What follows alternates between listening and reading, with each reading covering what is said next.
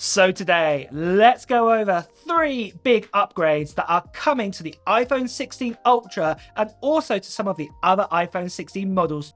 Let me tell you about all the details about this, and also let's also cover over what we know about the iPhone 16 Ultra release date and price too. So then, here we are again, another year of reports and leaks coming in, and I'm sure we're going to get loads over that whole time. So today, I want to talk to you about 3 big upgrades that are coming to the iPhone 16 models. And also, I'm going to give you my thoughts around them too.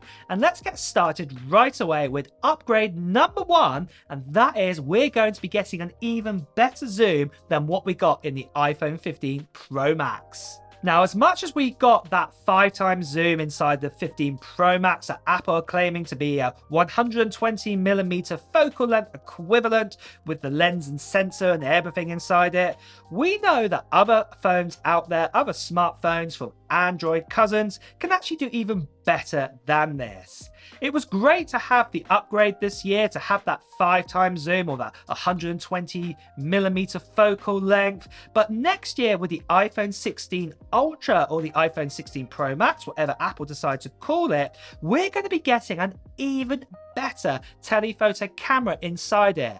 And as you can see from this report here, we're going to be actually getting a camera telephoto what has the equivalent of a 300mm focal length, what is absolutely fantastic. The report has come in from Digital Chat Station, and in the past they have been quite reliable with their reports coming out about new features for iPhones in the future, and we are so hopeful that this is going to be true coming for next year's model. For me, with my thoughts behind this, I think it's great. Don't get me wrong, I'm looking at my phone here. I love the 5x zoom capability inside this phone. I think it's absolutely fantastic and I'm really glad it's come. But it is true, there are other phones out there that can do even better than this, like the Galaxies out there, the Samsung Galaxies. And to be honest, a 300mm focal zoom gives it to me that we will be getting a 10x optical zoom in the iPhone.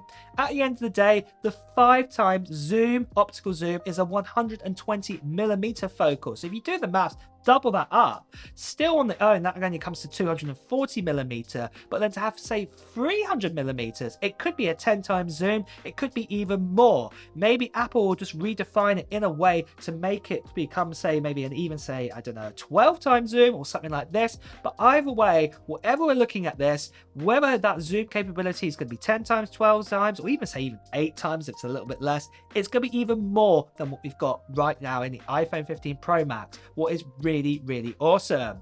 But you may be asking the question with that, well, how on earth are Apple going to fit this into the camera in this design? Well, that leads into upgrade number 2. There have been reports over the last 6 months or so that the next year's iPhones are going to be even bigger for the Pro series phones and maybe even that Ultra phone.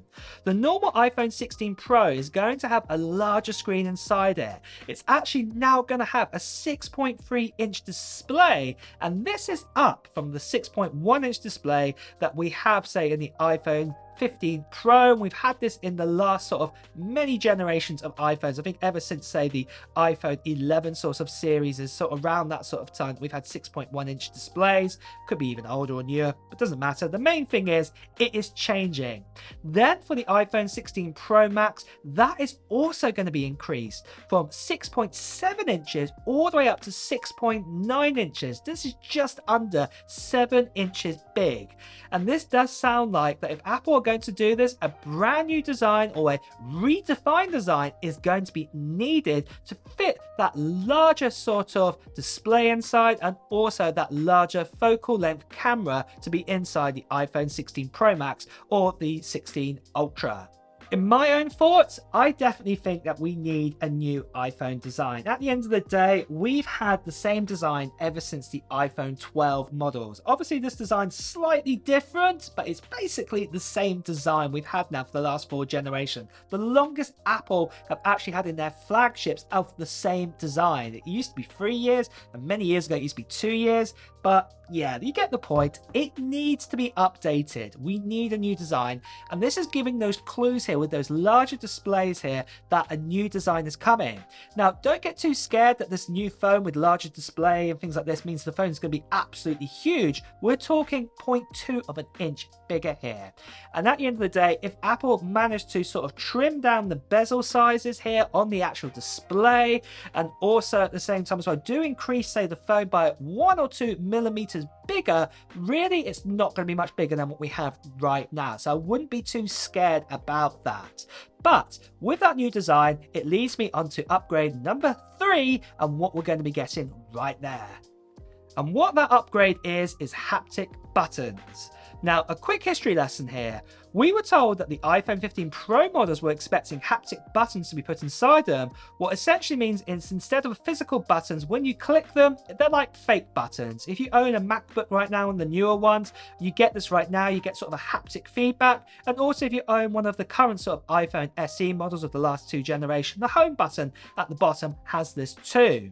But as you can see here, we had a report here from Mark Gurman saying this is coming to the iPhone 16 models, but it looks like that Apple might not just be doing this, but they might also be adding an additional button to the iPhone 16 Pro models, and it's codenamed Project Nova. And according to this report, this new button is going to be the main selling point of the iPhone 16. This button is going to be dedicated for actually the cameras inside the actual iPhone 16 models that we're going to be getting, and maybe this is going to be the ability to sort of turn on your camera, start recording, take a picture.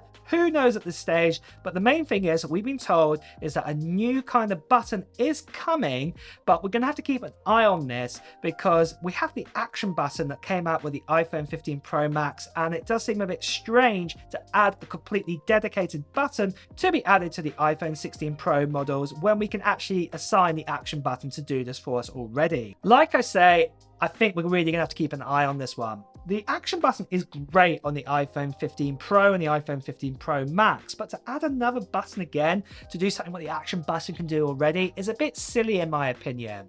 And also at the same time that loads of other people out there have introduced third-party sort of software and abilities that you could double tap the action button or triple tap the action button, and it does different features. And I just don't understand why Apple just can't do this themselves. Maybe in iOS 18 they might do this for the action button here on the side, because it just makes a lot of sense for them to do this. There's no point adding another physical button. Maybe just make the action button do something when you're inside the camera app, for example. It just makes more sense for this to happen, in my honest opinion. And with that, before I continue on, now is a good time more than ever to mention that all leaks and reports that you see here are not 100% proof that they will come true with the new iPhone. I can only present you what reports or information and renders that are out there. So basically, the renders that are being created here are based off those sort of leaks and reports that you are seeing out there. So the final iPhone may not look like this. However, if you are still watching this video, then you're as curious as I am in knowing what is being said about the next iPhone anyway.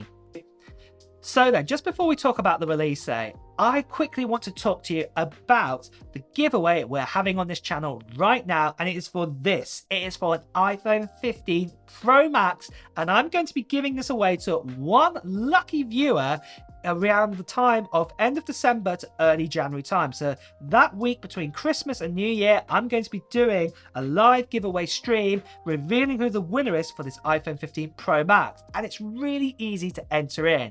All you have to do is leave a comment in this video here or any other videos coming up in the future telling me of what tech you're planning to buy in the remainder of 2023 or maybe into 2024. If this is Apple gear, Samsung gear, whatever gear, I'd love to know. Put it down in the comments below. And also at the same time, if you want to know when that live stream is going to be happening, make sure you subscribe to this channel and also hit that notification bell, because you'll want to get a notification of when that is actually happening. Because to be honest, December is not that far away. And I will just quickly say, guys, sadly, there are still spammers and scammers out there. Some of them still impersonating myself, telling you to part with money for shipping and things like this. This is not me at all. I'll be paying for shipping on this international giveaway, so that means anyone can enter in the world, and I'll be paying for taxes and things like that too. So you don't need to worry about any of that at all. But if you do see any of these scammers or anything, please do report them, as you can see right here. And with that, let's now talk about the release date and also talk about the prices for the next iPhone. Now, for release date, as it's so early, we cannot fully predict the exact date of when it will be for the iPhone 16 Ultra.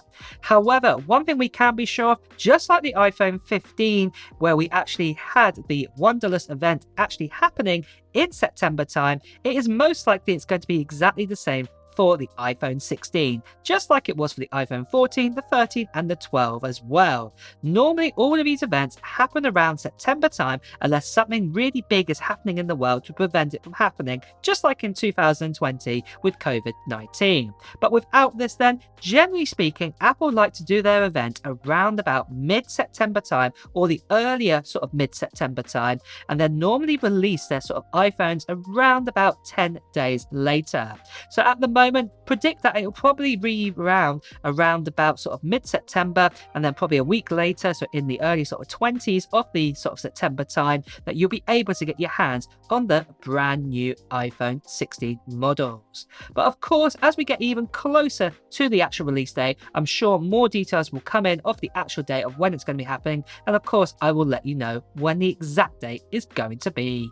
Now for prices, it's a little bit strange what could happen here with Apple. Now we've had the same prices technically for the last, say, about 5 years on all of the iPhones. The prices haven't changed a bit. Now obviously the iPhone 15 Pro Max, you cannot get a 128GB option, but the 256GB option is the same price of the 256GB option if you got yourself an iPhone 14 Pro Max. So really there was nothing really in it there. There's no sort of price changes.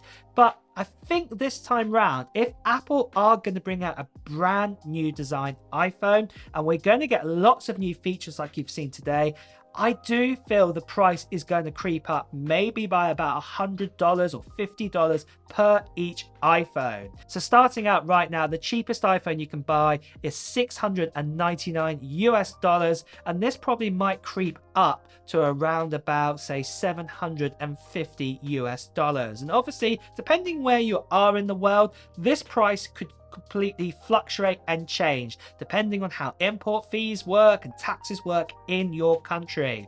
But I could be wrong here. Apple might just keep the prices again at the same prices they've had for the last 5 years, and that would be really awesome. But just be aware that if they did increase their prices, don't go all storming and all blazing, because at the end of the day, like I said, they haven't really technically increased the prices of their phones and the amount of profit they make from their phones in the last sort of 5 years. And if anything, with inflation, Apple probably actually are making less for their iPhones now because they've kept the prices the same. Parts and equipment obviously are getting more expensive because of inflation, everything going on in the world. So really there isn't that much change there. But with that, guys, it's also time to wrap up this video. So if you have enjoyed watching it, please do press the like button, and also at the same time too, if you want to hear the latest Apple news, reviews and comparisons, please also make sure you subscribe to this channel and also hit that notification bell too. Until next time, guys, I will see you really soon. Take care. Bye bye.